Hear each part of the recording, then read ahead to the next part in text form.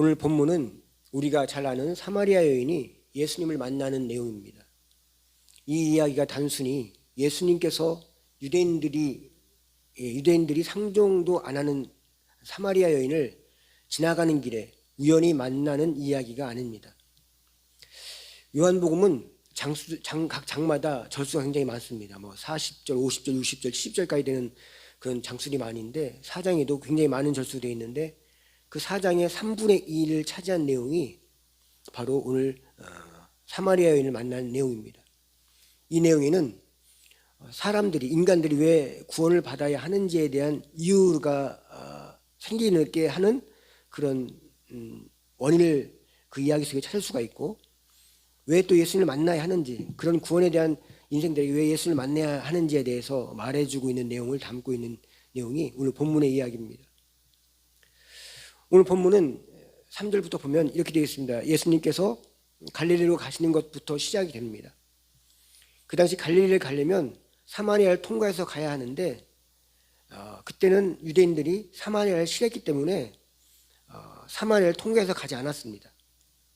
그 이유는 유대인이 혈통을 가지지 않은, 쉽게 말해 잡족 족속이라고 인식했다는 것이죠. 아수르 민족과 피가 섞인 혼혈 족속이다, 혼혈이다, 쉽게 말해 틱이다 라는 그런 편견으로 하나같이 유대인들은 사마리아를 피해서 갔다는 것입니다.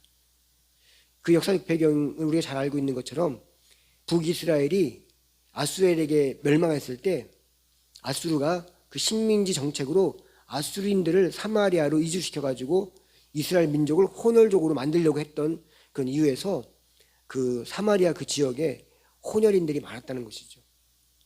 그럼에도 그 유대인들은 그 사마리아인들은 난 유대인이다라는 그런 걸 놓치지 않으려고, 그들과 구별되지 않으려고 애를 썼지만 나름대로 정통 혈통 가진 유대인이라고 생각했던 이들은 그 사마리아인들을 천대시했다는 것입니다. 그런데 예수님이 이 사마리아를 통과해서 가신다는 것입니다. 그것도 제자들과 함께. 아마도 제자들 중에는 사마리아를 통과해서 지나가는 것이 불편했던 제자들도 분명히 있었을 것입니다. 또한 제자들 대부분은 어릴 때부터 부모님에게 사마리아는 저런 데다라고 교육을 받았기 때문에 사마리아를 처음 가보는 사람들도 있었을 것입니다. 이렇게 사마리아를 예수님 때문에 함께 들어가게 됐는데, 그때가 점심때였습니다. 그래서 제자들은 점심을 사오기 위해서, 점심을 구하려고, 먹을 것을 구하기 위해서 다들 어디론가 갔습니다. 그렇게 예수님만 혼자 남게 되는데, 사마리아 여인 하나가 한참 그 뜨거운 정오에 물을 길르러 옵니다. 일반적으로 그렇게 뜨거운 한낮에는 물 들어오지 않는데, 이 여인은 나름 사정이 있는지 한낮에 물을 들어왔다는 것입니다. 아무도 없을 줄 알고 왔는데, 와보니까 웬 유대 남자 혼자 거기 앉아 있는 것이었습니다. 그리고 그 남자가 자기에게 말을 거는 것입니다. 물 좀 달라고. 그 여인은 예수님께 물을 주기는커녕 유대인 남자가 사마리아인에게 어찌 말을 다 거는가 라고 생각하면서 투명스럽게 대답을 합니다. 그 여인이 그렇게 했던 이유는 아마도 사마리아인들을 차별했던 유대인들이 못마땅했던 그런 마음 때문에 그렇게 했다는 거죠. 이렇게 물 좀 달라고 시작된 그 예수님과의 대화는 계속 시간이 지나면서 그 대화 속에서 그녀의 아픈 마음의 상처의 이야기까지 나오게 됩니다. 그러면서 예수님과 깊은 이야기로 이어져 가게 됩니다. 그리고 결국에는 그 여인은 예수님으로부터 구원에 대한 확신, 마음의 그 갈등들, 영적인 갈등들을 해결받는 그런 경험을 하게 된다는 것이죠. 이 사마리아 여인이 예수님과 만남을 통해서 그녀의 마음과 생각이 바뀌어가는 과정을 통해서 말씀을 나누고자 합니다. 먼저 이 사마리아 여인은 영적인 갈급함을 가지고 있었던 여인이었습니다. 그걸 품고 살았던 여인이었습니다. 그 여인은 5 남자와의 만남과 헤어짐을 반복하면서 자신의 삶의 불행이란 그 마음의 상처와 곤고함으로 마음 깊은 곳에 갈급함이 있었던 것입니다. 그렇지만 그 갈급한 마음, 마음의 아픔들, 괴로움들, 슬픔들을 숨긴 채 그냥 그렇게 자기 내면을 감추며 살았던 여인이었습니다. 그러던 중에 우연히 예수님을 만나게 된 것입니다. 그녀 입장에서는 예수 만난 것이 우연이었지만 예수님은 의도적으로 필연적으로 만나신 것입니다.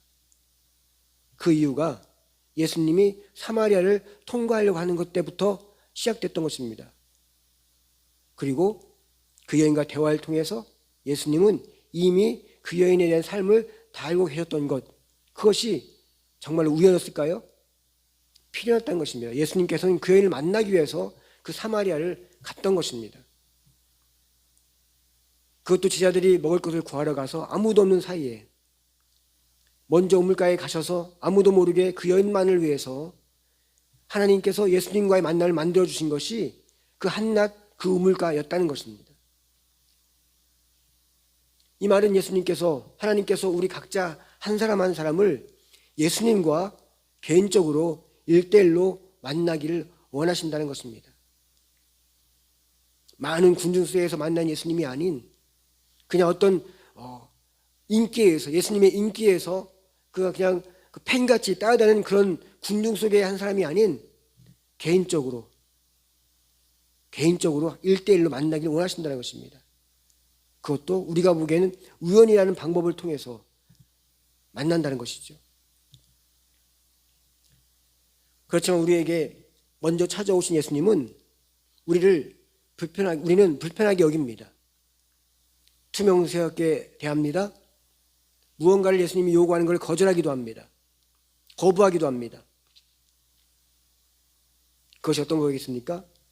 우리는 이미 예수 믿는 사람이지만 안 믿는 사람들 보면 우리가 전도지를 주고 전도를 하고 어떤 전도의 행위를 할 때 그들은 반갑게 대하지 않습니다. 거부합니다. 우연히 받은 전도지 한 장, 우연히 들은 복음의 메시지, 그것이 그들에겐 무의미한 것처럼 들리고 자기 삶에 불필요한 것처럼 여긴다는 것이죠. 그렇게 다가오신 예수님, 우리에게 다가오신 예수님, 우리가 그렇게 행동하고 그렇게 거절하고 우리에게 투명하게 대해도 예수님은 우리를 불편하게 여기지 않으신다는 것입니다. 그런 태도에 대해서 뭐라고 하시지도 않으십니다. 대신 나에 대해서 이미 모든 걸 다 알고 계신 예수님은 또한 모든 걸 다 이해하고 품어주십니다. 그리고 나의 취부를 숨기고 싶고 말하고 싶지 않은 불행한 나의 모습들을, 아픈 내 마음의 상처들을 괜찮다고 하시면서 너만 그런 거 아니다, 누구나 다 그래 하시면서 나만 그런 줄 알았던 그런 수치스러운 일, 부끄러운 일, 불행한 일, 괴로운 일들을 하나하나 조목조목 말씀으로 다 위로해 주시고 품어주십니다. 그렇게 말씀하신 예수님의 모습 앞에 우리는 사마리아 여인처럼 당황스러워하지만 나의 부끄럽고 수치스러운, 숨기고 싶은, 알리고 싶지 않은, 말하고 싶지 않은 이야기를 아는 사람은 예수님 외에는 아무도 없다는 것입니다. 마치 우물에서 사마리아 여인과 대화를 나눌 때 아무것도 없던 것처럼, 아무도 없었던 것처럼 오직 예수님과 나 자신뿐. 그러시면서 우리가 슬픔과 아픔과 괴로운 모습들을 다 들춰내시는 이유는 내가 너에 대해서 다 알고 있으니 조심해라, 내 말만 들어야 한다 라는 그런 위압적인 모습이 아니라 이제 내가 너에 대해서 모든 것을 다 알고 있으니 걱정하지 마라. 더 이상 과거를 끌어안고 살지 말고 그것에서 자유해라. 너의 인생의 주인은 나다. 더 이상 그 과거가 너의 주인 노릇하지 못하게 하라 라고 말씀하시는 것입니다. 그렇게 자신의 속사정을 다 하시는 예수님께 사마리아 여인은 어떻게 했습니까? 갑자기 자신의 이야기를 회피하듯이, 이야기를 딴 데 돌리듯이 예배에 대해서 묻습니다. 그러자 예수님은 그 여인의 질문에 진지하게 깊이 있게 예배에 대해서 말씀하십니다. 여기서 이 여인이 갑자기 예배에 대해서 물은 것은 자신의 모든 사정을 다 아시고 자신을 이해해 주시는 분이 있다는 생각에 이것은 하나님이 자신에게 주신 은혜임을 깨닫게 됐다는 거죠. 그리고 그전에는 원망과 슬픔과 신세 한탄과 답답한 마음도 숨기고 예배를 드렸는데 이제는 예수를 통해서 하나님을 알게 됐고 그는 다시 한번 깨닫게 되니 이젠 진정으로 제대로 예배를 드려야겠다. 감사함으로 정말로 예배에서 드려야 할 그런 모든 것 기쁨으로 은혜로 제대로 드리고 싶은 영적 요구가 그 마음에 일어났다는 것입니다. 그래서 그 여인은 예배에 대해서 다시 신앙의 어떤 본질에 대해서 묻고 있는 것입니다. 그러자 예수님이 이렇게 말씀하시죠. 오늘 23절과 26절 우리 한 절씩 교독해 볼까요? 23절 있습니다. 아버지께 참되게 예배하는 자들은 영과 진리로 예배할 때가 오나니 곧 이때라. 아버지께서는 자기에게 이렇게 예배하는 자들을 찾으시느니라.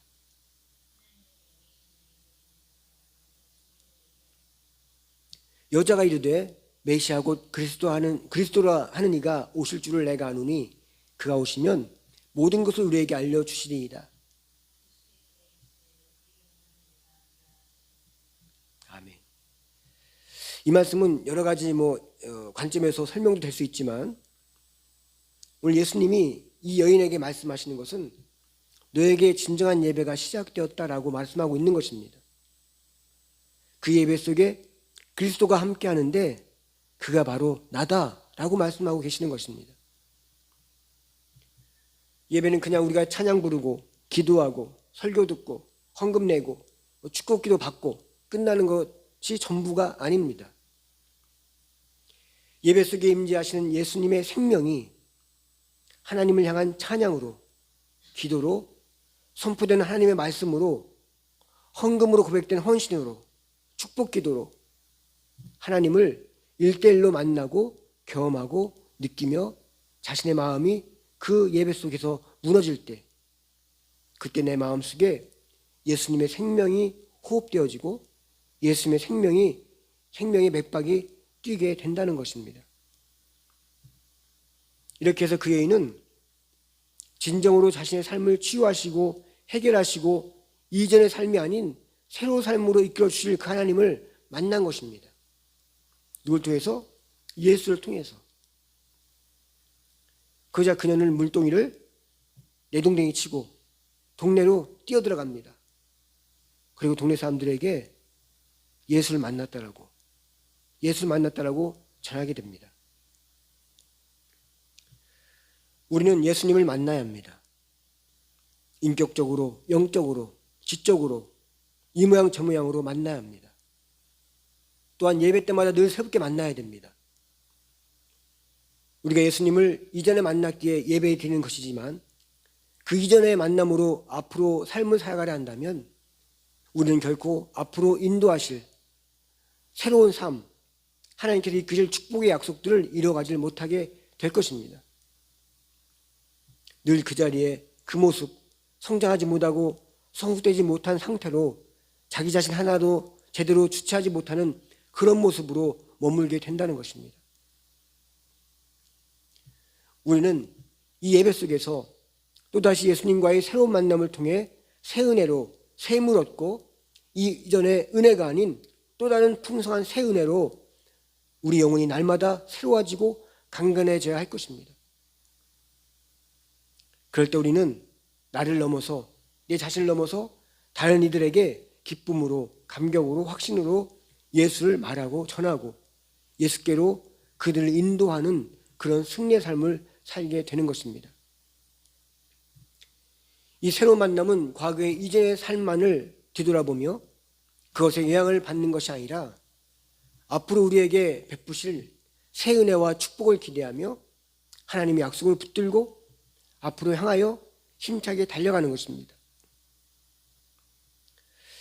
우리 참빛교회가 올 한 해 사마리아의 우물가와 같은 교회가 되길 원합니다. 또 우리 삶도 사마리아 여행 같은 교회를 통해서 예배를 통해서 우리 삶을 통해서 예수님께서 우리에게 부어주는 은혜의 생수를 성령을 통해서 부음받는 하나가 되기를 원합니다. 그렇게 해서 참비교회 가운데 주의 은혜가 함께하고 예배 속에 주님을 경험하고 주를 만나지는 그런 복된 자가 되기를 주님의 이름으로 축복합니다.